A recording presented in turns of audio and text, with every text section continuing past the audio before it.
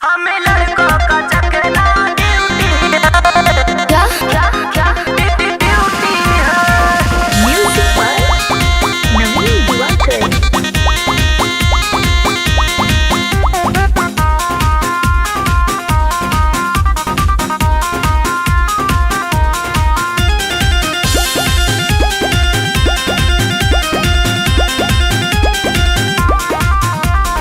छुओ ना होठ का डिजाइन बिगड़ जाएगा, मेकअप का सेटअप मेरे बिखर जाएगा। हटो ना।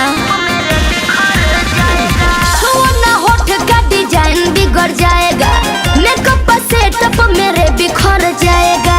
तभी तो कहते हैं सभी क्यूटी है, तभी तो कहते हैं सभी क्यूटी है।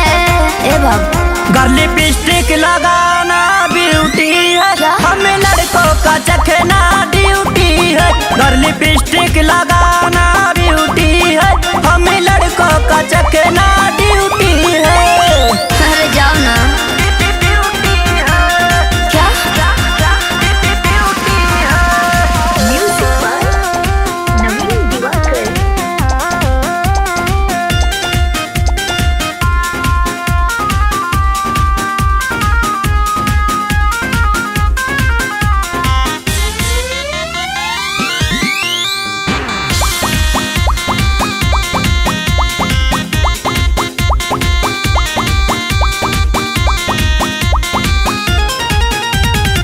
मेरे हुस्न का नहीं जवाब है, बाहर से ज्यादा बाबू अंदर का खास है। इतना घुमान जाने का राय बूझी, ढल जाई उम्र तक के हो ना पूछी। क्या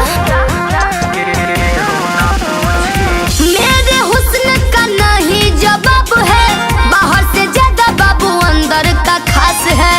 कलर लाइट फ्लेवर फ्रूटी है, कलर लाइट फ्लेवर फ्रूटी है। घर लिपस्टिक लगाना ब्यूटी है, तो? हमें लड़कों का चखना ड्यूटी है। अच्छा। घर लिपस्टिक लगाना ब्यूटी है, हमें लड़कों का चखना ड्यूटी है। क्या क्या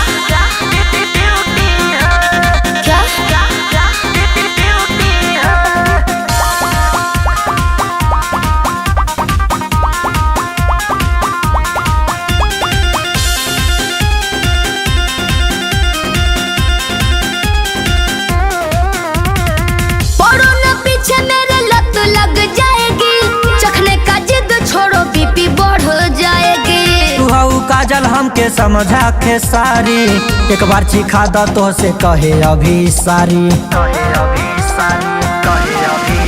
सुनो पढ़ो न पीछे मेरे लत लग जाएगी, चखने का जिद छोड़ो बीपी बढ़ जाएगी। नवीन कहते हैं पहले से झूठी है, जौनपुरी कहते हैं पहले से झूठी है। घर लिपस्टिक लगाना ब्यूटी है, हमें लड़कों का चखना ड्यूटी है। घर लिपस्टिक लगाना ब्यूटी है, हमें